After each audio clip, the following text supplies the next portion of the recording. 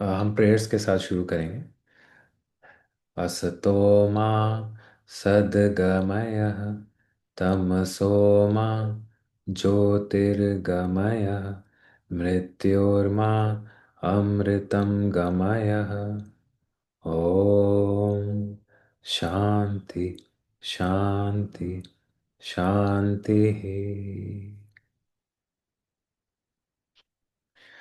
तो आज का हमारा टॉपिक ह्यूमंस, डीमंस और डेटीज। तो थोड़ा मसाला टॉपिक जिसको हम बोल रहे थे कि एक्चुअली ये क्या है, एनर्जी वर्ल्ड है क्या। तो अभी तक हमने मोर ऑफ अ कंस्ट्रक्शन उसके, एनर्जी वर्ल्ड के, हमारी वर्ल्ड की एनाटॉमी कैसे एनर्जी वर्ल्ड में है, ह्यूमंस कैसे हैं। तो जो ऐसी इनविजिबल चीज़ें हैं हमारे, वो क्या है एक्चुअली में, तो वो चीज़ें इस सेशन में डिस्कस करेंगे। जैसे कि हमारा ये वर्ल्ड है, अर्थ एक वर्ल्ड है जिसमें कुछ बर्ड्स हैं और एनिमल्स हैं। बर्ड्स के अंदर कितने वैरायटी ऑफ बर्ड्स हैं, तो हज़ारों ही हैं। कितने एनिमल्स हैं, देन कितने वैरायटी ऑफ एनिमल्स हैं, रेप्टाइल्स हैं और सी एनिमल्स हैं। और मतलब इतने डिफरेंट, या हाय अनिल। तो बहुत सारे वैरायटी ऑफ एनिमल्स हैं। उसी तरह एक एनर्जी वर्ल्ड बहुत डिफरेंट है, क्योंकि वो दिखता नहीं है या कोई कैटेगराइज नहीं कर पाता, इसलिए इंफॉर्मेशन बहुत लिमिटेड ही है अभी अवेलेबल। तो जितना मुझे आइडिया लग पाया, हम उस उन चीज़ों के बारे में बात करेंगे। तो सेशन शुरू करते हैं। थोड़ा सा रीकैप करना मैं चाहूँगा इसमें कि हमने ये देखा था कि ह्यूमंस के 5 कोश हैं। 5 कोश हैं जिसमें अगर हम अंदर से शुरू करें तो अंदर प्रोबेबली जिसको हम आत्मा बोल सकते हैं, उसका कोई एक फ्रैगमेंट है या आत्मा है। अ, वो क्या है एक्चुअली, वो बनती कैसे है, वो कहाँ से आई है, इसके लिए हमें प्रोबेबली एक और सेशंस में डिस्कस करना पड़ेगा, क्योंकि वो भी एक बहुत डिटेल्ड टॉपिक है। उसके ऊपर की लेयर आनंदमय कोश और ब्लिस बॉडी, उसके ऊपर की लेयर एस्ट्रल बॉडी, या जिसको हम विज्ञानमय कोश बोलते हैं। तो ये हमने पार्ट बोला था कि एक तरह से ये डिवाइन पाथ है जो प्रोबेबली अगर हमारे और लाइव्स भी हैं तो उनमें सिमिलर सा मिलेगा। और उसके बाद ऐसी लेयर्स जो बनती हैं, हर बार हमारे लाइफ में बनती हैं, जैसे हमारी एनर्जी बॉडी है, हमारी जिसको हम प्राणमय कोश या बोलते हैं, या फिर हमारी मेंटल बॉडी है, इमोशनल बॉडी है जिसको मनोमय कोश बोलते हैं, और फाइनली जो हमारी फिजिकल विजुअल बॉडी है जिसको हम अन्नमय कोश बोलते हैं, जो कि अन्न से बनी हुई है। तो ये लेयर्स बनती हैं जब हम पैदा होते हैं। उसका भी एक बहुत डिफरेंट प्रोसेस है कि जब पर्सन पैदा होता है, ऐसा ही नहीं है कि पूरा पूरा हर चीज़ बनी होती है। जैसे जैसे धीरे धीरे चीज़ें डेवलप हो रही होती हैं, हमारे यहाँ चक्रास भी धीरे धीरे डेवलप हो रहे होते हैं। जैसे शुरू होते ही, जैसे ही एक कंसेप्शन टाइम बोलें, तो वो एक डिवाइन एनर्जी एंटर करती है। तो ऐसा ऑब्जर्व किया कि एक्चुअली उस टाइम पे क्राउन चक्रा एक्टिव है। फिर धीरे धीरे और चक्रास बनने शुरू हुए और बनते गए बनते गए बनते गए। तो प्रॉब्ली जिस डिस्कशन में हम ह्यूमन के इन डिटेल्स पे बात करेंगे, तो हम ये भी बात करेंगे कि कैसे चक्रास बनते हैं ओवर द टाइम व्हेन जो बेसिकली जायगॉट है वो कैसे एक बेबी में कन्वर्ट होता है, तो कैसे हमारे चक्रास चेंज होते हैं। For example, very simple example है लास्ट में, क्योंकि बच्चा अभी ब्रीथ नहीं कर रहा है, तो मैंने ऐसा देखा कि जो हमारा हार्ट चक्रा है, जिसको हम एवरेज वैल्यू 15,000 लेते हैं, वो हाफ था। अराउंड 7,500 8,000, 8,000 का उसकी वैल्यू थी। क्योंकि बच्चा अभी तक ब्रीद नहीं शुरू किया उसने ब्रीथिंग करना, तो उस वे में जो हार्ट चक्रा है वो शायद लंग्स और हार्ट के बीच में उसके एनर्जीज डिवाइडेड हैं। और सेम ही एक बार ऐसे हुआ कि कोई हमारे रिलेटिव्स में कोई एक्सपायर हुए, और इंसिडेंटली मैं देखने लग गया कि क्या हो रहा है, चक्रास को क्या हो रहा है। तो ये वो टाइम था जब मैं काफ़ी इन चीज़ों पे रिसर्च कर रहा था कि चक्र फॉर्म कैसे हो रहे हैं, ये गायब कैसे हो रहे हैं। और सदगुरु की एक बुक है डेथ करके, वो भी मेरे हाथ लगी, उसको भी मैंने पढ़ा। उसमें ये सारा कॉन्सेप्ट पंच वायु के हिसाब से एक्सप्लेन किया हुआ है कि पांच वायु होती हैं, और हर वायु जब कोई पर्सन जाता है तो वो जाती है, और कैसे कैसे वो जाती रहती हैं ओवर द पीरियड, उसका क्या मतलब है। तो उसको उन पांच वायुस को फिर मैंने छह चक्रास के साथ एसोसिएट किया। और एक्चुअली एक वायु में, क्योंकि दो चक्रा को वो डिनोट कर रही थी, तो इन अ वे ओवरऑल ये काफ़ी कोरिलेशन बना। और जैसे सदगुरु ने जो बोला था कि ये वाली वायु जाती है, तो वहां से मुझे दिखा हाँ ये वाला चक्र बंद होता है पहले। तो बहुत टिपिकली बोलूँ तो अगर कोई एक नॉर्मल वे में जाता है तो उसका सोलर प्लेक्सस चक्रा सबसे पहले बंद होता है।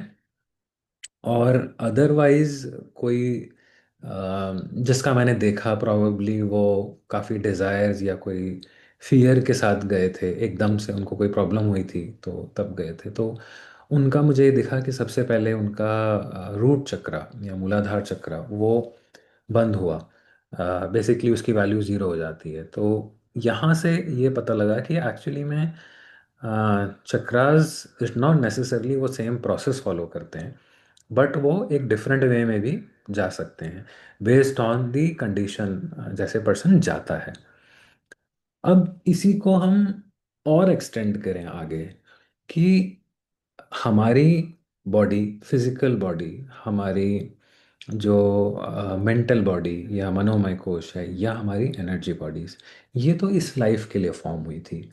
उसके अंदर की बॉडी जो हमने पास्ट में बात की थी पिछले सेशंस में कि विज्ञानमय कोश है, एस्ट्रल बॉडी है, आनंदमय कोश है, जो हमारे एक तरह से आत्मा की कवरिंग की तरह है, उसको हम ले लें, वो तो चले जाती है।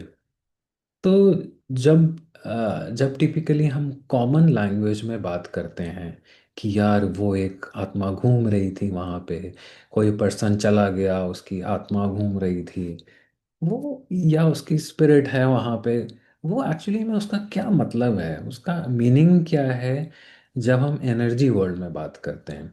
क्योंकि एनर्जी वर्ल्ड में हम प्रॉपर उसको डिसइंटीग्रेट करके चेक करना चाह रहे हैं कि वो क्या वाइब्रेशंस है, वो क्या एनर्जी है, क्या वो एक्चुअली उसकी कोई सोल रह जाती है यहाँ पे।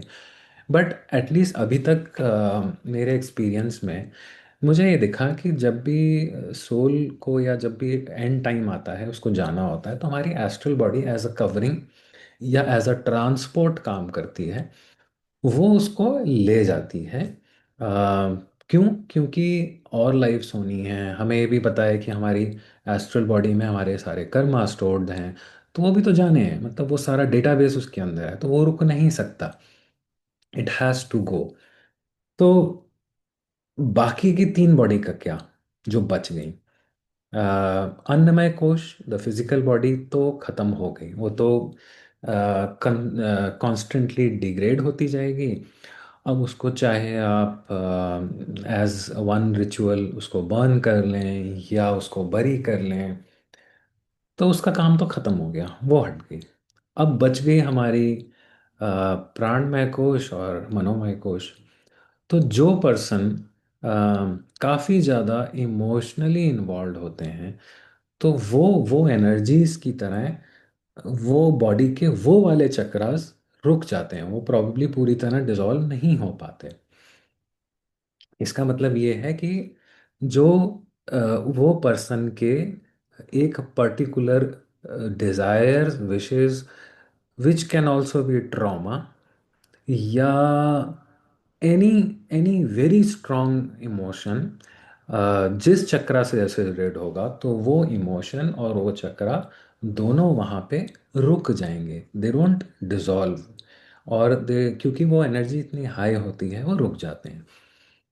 तो इस केस में होता क्या है फिर? जो वो पर्सन होता है, जो भी चक्रास होते हैं, उसका एक तरह से उसका मेमोरी स्नैपशॉट रुक जाता है।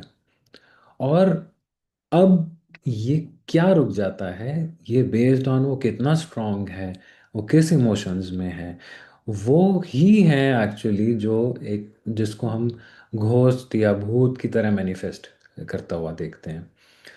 तो जिसकी जिस वे में जो गया है उस तरह के उसके चक्रास और उस तरह की उसकी मेंटालिटी एक एज अ मेमोरी स्नैपशॉट करके रुक जाती है। तो जो भी हैं, अगर हम ये घोस्ट को देखें, जो कि एक तरह से एक्चुअली सिर्फ ह्यूमन कार्मिक या ह्यूमन इमोशनल रेजिड्यूअल्स हैं, उससे ज़्यादा वो नहीं है। तो उनको हम उसी तरह देखें, और इट्स लाइक कि तभी जो एटलीस्ट हिंदू में रिचुअल्स बनाए गए हैं, कोई जाता है उसका फेवरेट खाना खा लिया या उसकी फेवरेट चीज़ आगे दे दी, मतलब इन अ वे उन लोगों को रिलीज करने की कोशिश की जाती है, उनके मेमोरीज रिलीज करने की कोशिश जाती है, मे बी उनके डिज़ायर जो वो चाहते थे लोग वो कर देते हैं ताकि उनके वो डिज़ायर रिलीज हो जाए। तो इन अ वे अगर हम देखें, हमारे रिचुअल्स बने इस वजह से थे ताकि इवन दो जो रेजिडुअल्स रह जाते हैं वो हट जाएं। लेकिन अगर वो अनमैनेज्ड हो, मतलब हमें पता ही ना लगे और वो रह जाएं, एक्सीडेंटल इतनी सारी चीज़ें हो जाती हैं हमें नहीं पता लगता, तो वो जो एनर्जीज रेजिडुअल हो जाते हैं उनको क्लियर करने का क्या वे है? क्योंकि आप उनको ऐसे इमेजिन करो कि वो एक तरह से एनर्जी बॉल्स की तरह बन जाते हैं। अब एनर्जी बॉल क्या करेगी? फॉर एग्जांपल किसी को डिज़ायर है कि अल्कोहलिक है कोई, तो वो जाएगा, तो वो उसका एनर्जी उठता हुआ प्रॉब्ली किसी अल्कोहलिक पे चिपक जाएगा। और जो चक्रा वाली वो एनर्जी होगी, जो एनर्जी बॉल होगी, उस चक्रा पे जाके चिपक जाएगा।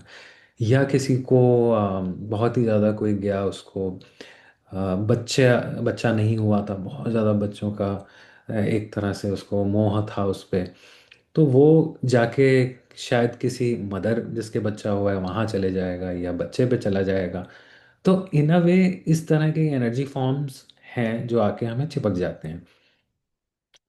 तो मतलब इसमें कोई डरने की चीज़ नहीं है कि ऐसी हमें वो कोई चिपक गई चीज़, it's more just an emotion. अगर हम इसको सिर्फ एक इमोशन की तरह देखें, एक मे बी एक वायरस की तरह एट मोस्ट, कि भाई जो आके इन्फेक्ट कर रहा है, आ रहा है, कुछ नहीं होगा, वो निकल जाएगा। क्यों? क्योंकि हमारी बॉडी के अपने प्रोटेक्शन मैकेनिज्म्स हैं, वो इन चीज़ को पुश आउट कर देते हैं। तो कोई भी चीज़ बहुत देर तक नहीं रुक पाती, बट अगर रुक पाती है तो उसका कोई ना कोई रीज़न है। अब क्या रीज़न है? क्योंकि वो रुक रही है, हमें कोई पर्टिकुलर सिचुएशन में हम जा रहे हैं, पर्टिकुलर इमोशंस फील हो रहे हैं, और ये सारा हमने क्या देखा था, तो सारा कर्मा है। तो एक्चुअली वो अटैच तब होती है ये चीज़ जब हमारा कोई ना कोई कर्मा हिट होता है। तो जैसे ही वो कर्मा हटेगा हमारी बॉडी उसको बाहर फेंक देगी और वो क्लियर हो जाएगा। तो एक ये वे है। दूसरा ये वे है कि हम टेम्पल या कोई भी होली स्पेस चले जाते हैं, तो इस तरह की जो स्पेसेस होती हैं वो अच्छी एनर्जीज को भी होस्ट करती हैं, और वो एक सेक्शन बना के रखती हैं नेगेटिव एनर्जीज के लिए भी।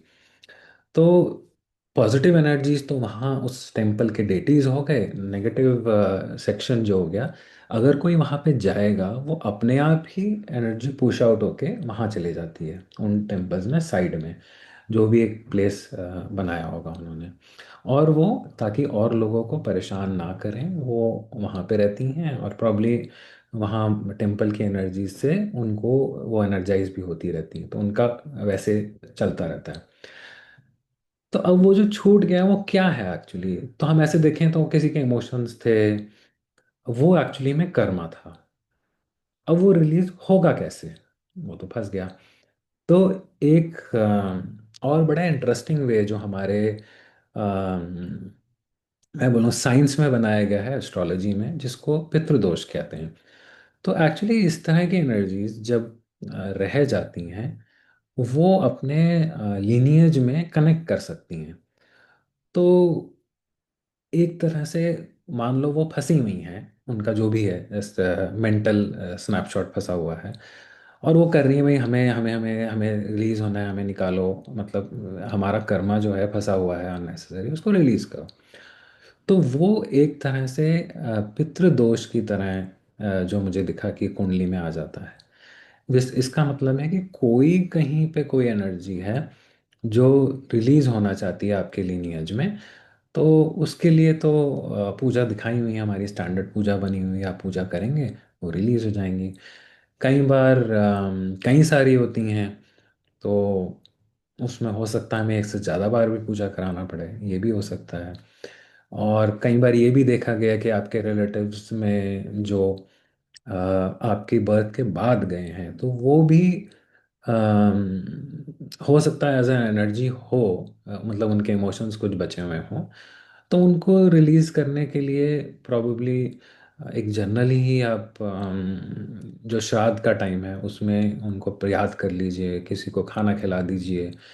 तो वो भी एक वेज हैं रिलीज करने के लिए। ऑल्दो ये बड़ा सब्जेक्टिव है, ऐसा नहीं कह सकते कि एक बारी में हो जाएगा, दो बारी में हो जाएगा। तो बट ये वेज ज़रूर बनाए गए हैं हमारे यहाँ कि किस तरह हम लोग ऐसी एनर्जीज को रिलीज कर पाए। तो यहाँ तक हम पहुँचे ह्यूमंस, ह्यूमन के रेजिडुअल। अब जो एनर्जी वर्ल्ड की बात कर रहा था मैं, कि जहाँ पे हमारे बर्ड्स एनिमल्स हैं, ऐसे ही एनर्जी क्रीचर्स हैं जो यहाँ पे एग्जिस्ट करते हैं। उनका अपना वर्ल्ड है, वो अपने काम से काम रखते हैं।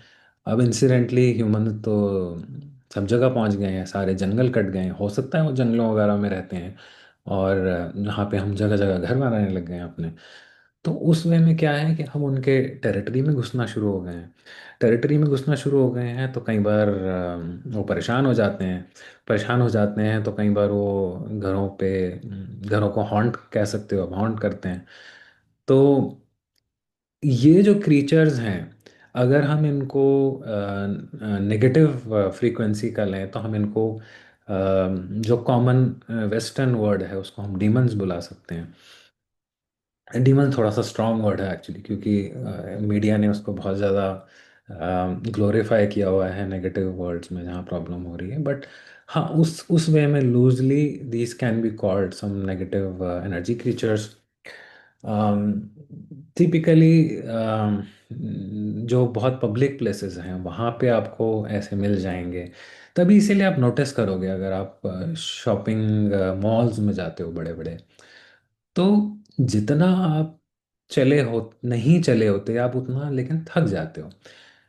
एक शॉपिंग के अंदर जब कपड़े देख रहे हो, ये देख रहे हो, तो वो कंपैरेटिवली ज़्यादा ड्रेनिंग सा लगता है। जब आके घर पहुंचते हो, यार मैं थक गया आज, या मैं थक गई, इतना तो मैंने नहीं घूमा, मैंने इतना तो नहीं देखा, बट फिर भी थक गए। तो उसका एक रीज़न ये भी हो सकता है कि ऐसे एनर्जी क्रीचर्स जो हैं वो हम लोग से एनर्जीज लेते रहते हैं, हमारी खींचते रहते हैं। तो ये क्रीचर्स ज़मीन के अंदर भी रह सकते हैं, एरियाज में होते हैं। इसके लिए क्या करें हम, प्रॉब्ली ये आगे किसी सेशंस में हम लोग बात करेंगे इस पे। क्योंकि आप ये मानो कि ये क्रीचर्स स्पेसिफिकली, इनफैक्ट जो हम ह्यूमन रेजिडुअल की बात कर रहे थे, बट क्रीचर जो हैं ये काफ़ी इंटेलिजेंट हैं, बिकॉज इनके पास थॉट प्रोसेस है, ये कोई रुकी हुई मेमोरी नहीं है। तो ये अननेसेसरी किसी को परेशान नहीं करते अनलेस कोई पर्टिकुलर कार्मिक रीज़न हो। तो जैसे हमारे रीडिंग्स में कई बार दिखता है कि कोई, जैसे कोई एनर्जी क्रीचर टाइप की, या इसको रैदर एनर्जी वायरस कहना ज़्यादा इंटरेस्टिंग है, क्योंकि बिल्कुल वायरस की तरह है, जो फिजिकल बॉडी नहीं तो वो हमारे चक्रास इन्फेक्ट करता है।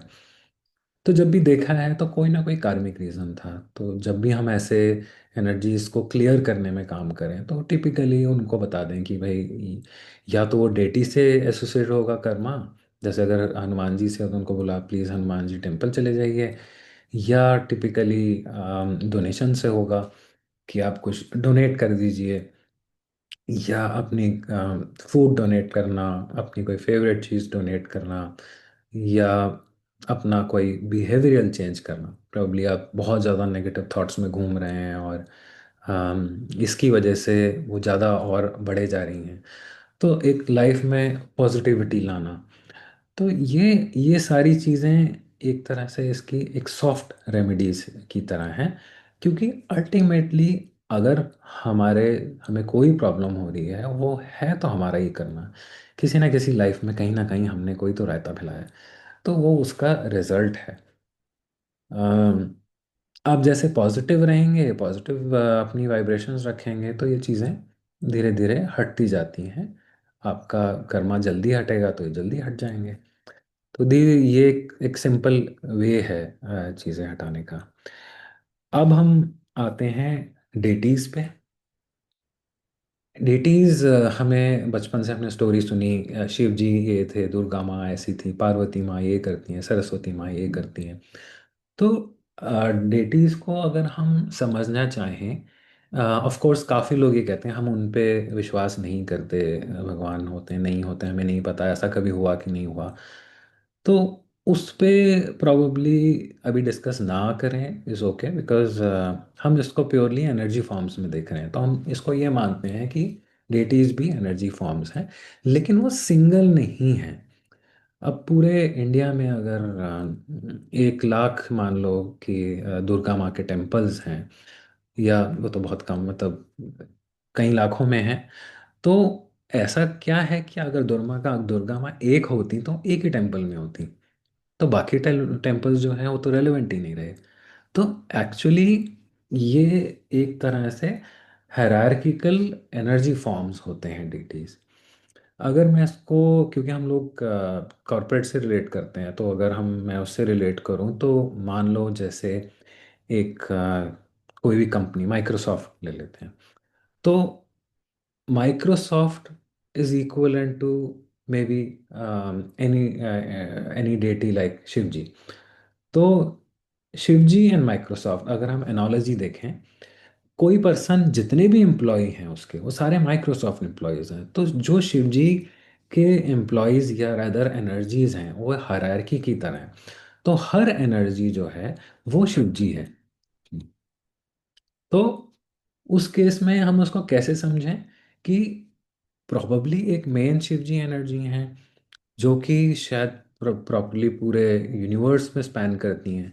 फिर एक सेकंड हायरार्की है, उसमें सेकंड हायरार्की ऑफ शिव जी हैं, फिर थर्ड हायरार्की है, फोर्थ हायरार्की है, फिफ्थ हायरार्की है। तो ऐसे बहुत सारी हायरार्की हैं जो एक्चुअली में शिव एनर्जी है। उनका काम क्या है? अब माइक्रोसॉफ्ट का काम है मे बी सॉफ्टवेयर डेवलप, हर एक के अलग अलग काम है। किसी का काम है प्रोग्रामिंग करना, कोई पीछे से यूआई देख रहा है, कोई सेल्स के उसमें है, कोई कैसे है। तो ऐसे ही शिव जी को जो भी काम करने हैं वो ऐसे पूरे हायरार्की में डिस्ट्रीब्यूट हो जाते हैं। प्रॉबली जिनका काम है, जो बहुत सारे हैं एंटिटीज जिनका काम है कि लोगों को ब्लेस करना, वो वो टेम्पल्स में रहते हैं, वो हमारे घर में भी रहते हैं। तो ऐसा भी देखा है, अगर आप अच्छा सिंसियरली पूजा करते हैं तो ये डेटी एनर्जीज घर के अंदर भी रहते हैं। मे बी सारे नहीं, मोर इम्पोर्टेंटली आप जिन डेटी को बहुत अच्छे से मानते हो वो घर में रहते हैं। अब क्यों इम्पोर्टेंट हो जाता है पूजा करना या मंत्र पढ़ना? बिकॉज ये जो डेटीज़ हैं, इनका इनका फूड जो है, या इनका आप बोल रहे हैं जो भी जिनसे ये एनर्जाइज होते हैं, वो हमारी पूजा और मंत्र ही हैं। तो अगर हम ये नहीं करेंगे तो ये एनर्जाइज नहीं होंगे। जब एनर्जाइज नहीं होंगे तो प्रॉपर्टी हमारे पास नहीं आएंगे, या अ, हमारे घर में नहीं होंगे, या हम इनसे कनेक्ट भी नहीं कर पाएंगे। लेकिन जब हम पढ़ते हैं तो हम एक तरह से उनको अपनी तरफ से एनर्जीज देते हैं। और पूरा यूनिवर्स जो है वो तो एनर्जी एक्सचेंज है। तो एक तरह से हमने एनर्जीज दी, और हमें एनर्जी ये देते हैं अपने ब्लेसिंग की तरह। तो मान लो कोई हमें प्रॉब्लम आने वाली है, कोई इशू होने वाला है या चल रहा है, उसको रिजॉल्व करने के लिए हाँ, वो जो रेजोल्यूशन की एनर्जी है वो हमें इन डेटीज से ही मिलती है।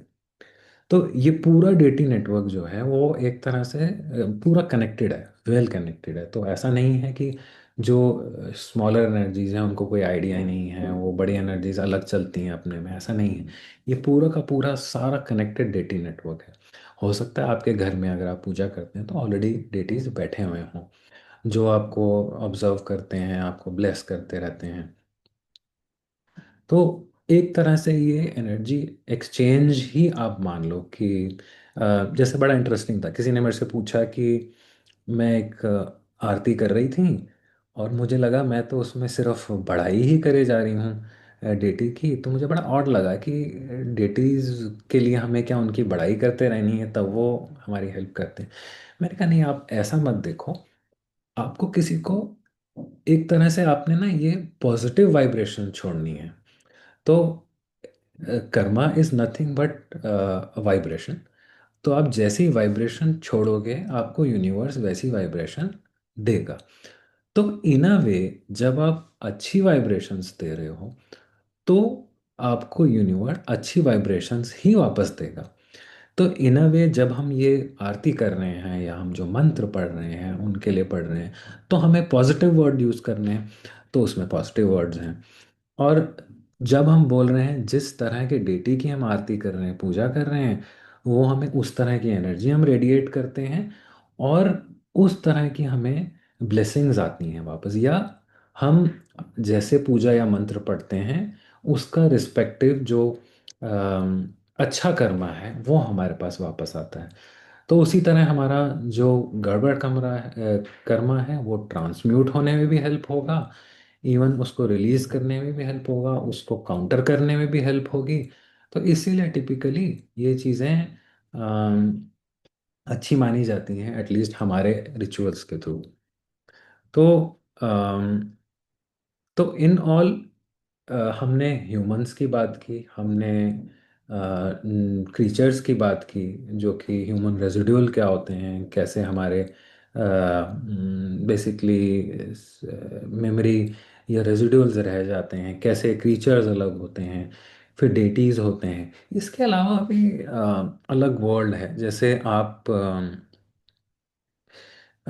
कई बार ऑर्ब्स जिनको बोलते हैं, तो जो एक प्रेयर्स की जगह है वहाँ पे ऑर्ब्स मिलेंगे। तो ऑर्ब्स भी एक, मे बी ये अलग क्रीचर्स ही हैं जो एग्जिस्ट करते हैं, क्योंकि वर्ल्ड इतना बड़ा है कि इतने तरह का क्रीचर्स हैं जो हमें, आप सोचो, जो फिजिकल दिखते हैं उससे कई टाइम्स तो शायद एनर्जी लोग ही क्रीचर्स ही होते होंगे यहाँ पे। तो बहुत बहुत बहुत बड़ा वर्ल्ड है। तो इस जस्ट कि हम उस चीज़ के लिए अवेयर रहें, और अपनी तरफ से हम एक पॉजिटिव वाइब्रेशंस ही दें। जब पॉजिटिव वाइब्रेशंस देंगे तो हम पॉजिटिव एनर्जी ही हमें मिलेगी वापस। तो यहाँ पे मैं रुकता हूँ आज के सेशन के लिए। इसके बाद हम प्रोबेबली क्वेश्चंस डिस्कस कर सकते हैं, अगर आप लोग के कोई क्वेश्चंस हैं तो।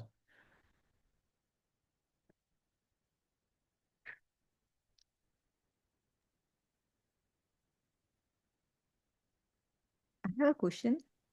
हम्म। हम लोग, एक तो समझ में आया कि जब हम मंत्रास करते हैं तो हम डेटीज के लिए उनको करते हैं तो उनको एनर्जी देते हैं और वो हमें ब्लेसिंग्स देते हैं इन टर्न। हम्म। हम्म। कभी कभी हम मंत्रा रेडियो पे चला के रख देते हैं, हम्म। खाना बना रहे हम्म। रेडियो पे चल रहा है। हम्म।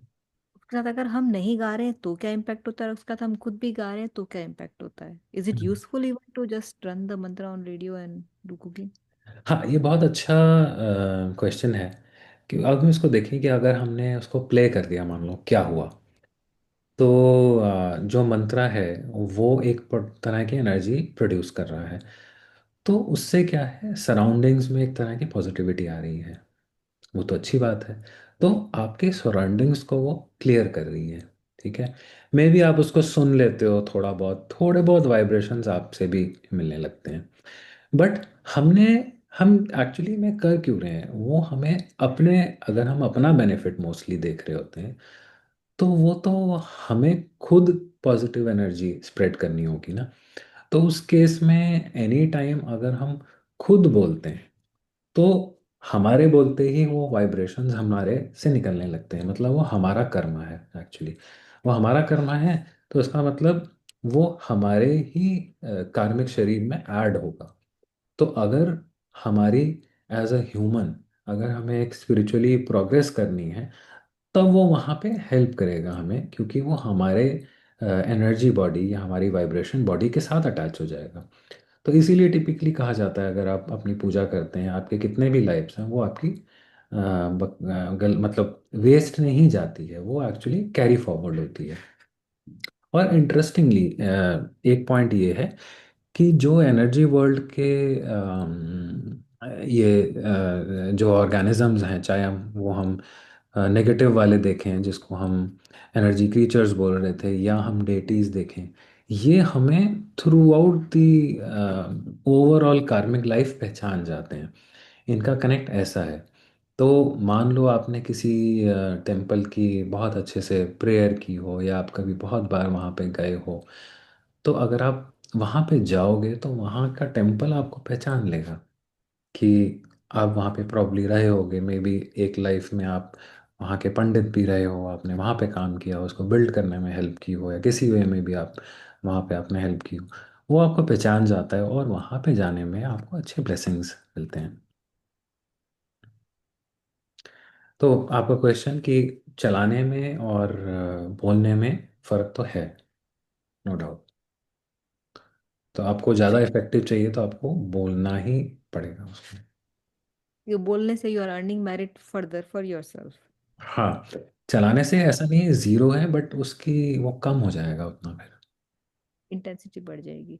अब आपने हम्म। जब टेम्पल पहचान लेता है ये बात बोली है, हम कभी कभी किसी किसी टेम्पल में जाते हैं हम्म। जहाँ जाकर के क्राइंग की फील आती है, फॉर नो रीजन हाँ। टीयर्स। हाँ। वो क्या है? क्राइम है क्या, इमोशन है। हम्म। इमोशन क्या है, वो भी कर्मा है। तो इन अ वे आपका उस टाइम आपको कुछ जो हम अभी हैं कॉन्शियस माइंड में हैं, हम जो सोच रहे हैं, तो वो हमारा करंट इमोशन है, अभी हमारे जो बॉडी में कहीं कहीं कहीं कहीं सिचुएटेड है। लेकिन मान लो अगर मैं आपका अंदर का कोई ऐसा इमोशन निकाल दूं जो कि मे बी आप जिसकी वजह से बहुत को आपको इमोशनल कर देता है, तो आप इमोशनल होने लगोगे फॉर नो रीज़न, आपको पता भी नहीं लगेगा ऐसा क्यों हुआ है, क्योंकि वो इमोशन बाहर आ रहा है।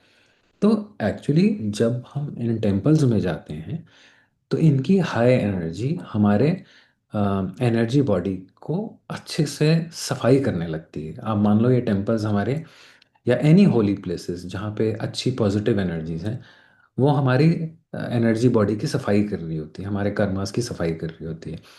तो जो आपका वो पर्टिकुलर इमोशन, मान लो जो जिसकी वजह से आपको ऐसा फील हुआ कि मैं रहूं थोड़ा सा, तो वो एक्चुअली में वो क्लेंज हो रहा है वहाँ पे, और वो बाहर आ गया और आपने पकड़ लिया उसको, तो वो हो रहा है। अब उस पे हम कैसे एक्ट कर रहे हैं वो डिपेंड करेगा, ठीक है। थोड़ा सा टीयर्स आ रहे हैं तो आने दो, निकल जाएंगे। उस पे ज़्यादा सोचना कि ऐसा क्यों हुआ, अरे ऐसा क्यों हुआ, वो तो बड़ा खराब लगा, आसपास लोग मुझे देख रहे थे, उनको मैं कैसा लगेगा, इन्होंने मुझे देखा तो कैसा लगेगा, तो एक्चुअली आपने वो तो चला गया कर्मा, लेकिन आपने नए बिल्डअप करने शुरू कर दिए उस चक्कर में। तो जो है वो है, अच्छा ही है, let it go. Got it.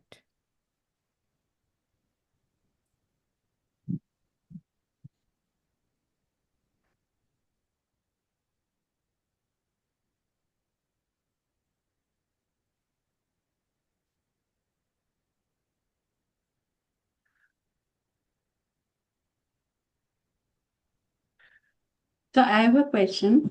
हम्म। जैसे आपने बताया कि मॉल्स एक्सेट्रा में एनर्जी ड्रेन होती है, क्रिएचर्स होते हैं।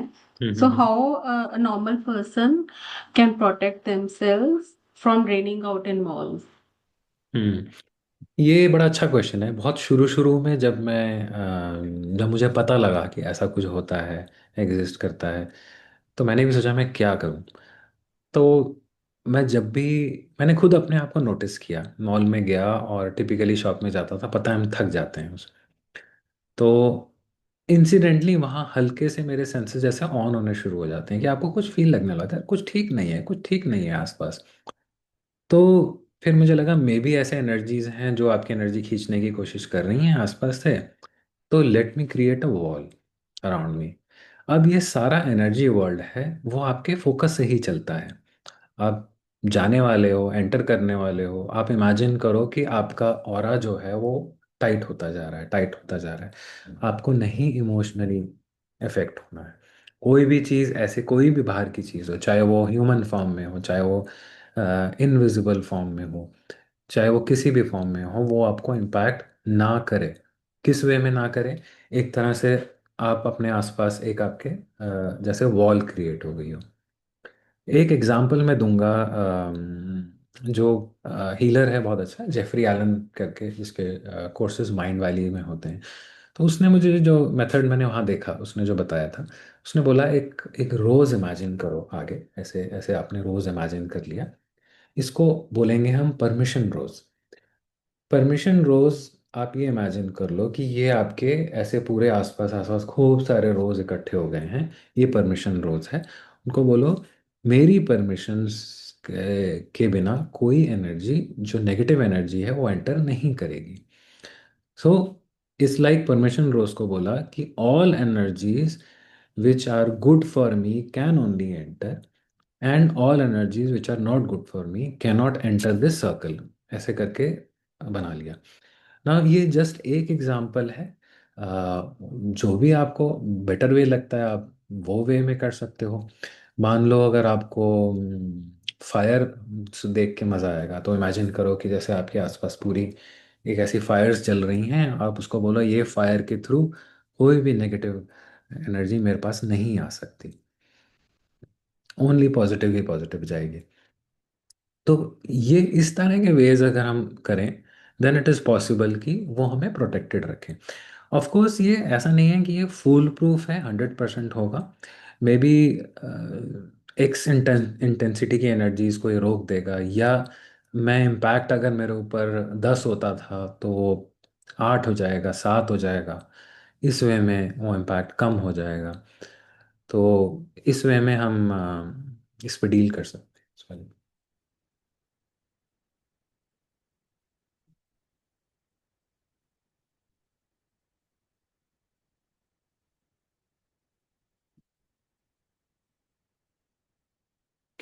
और इसका भी सेशन का टाइम भी ख़त्म हो रहा है, तो मे बी हम आज के लिए अपना ब्रेक लेते हैं। Thank you so much for coming और joining. Thanks a lot for the wonderful session. Thank you. Bye.